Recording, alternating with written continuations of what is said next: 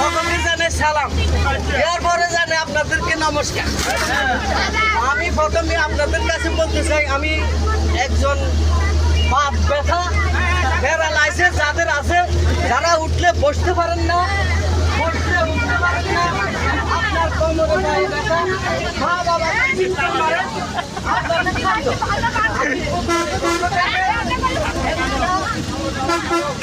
এদিকে হিরেন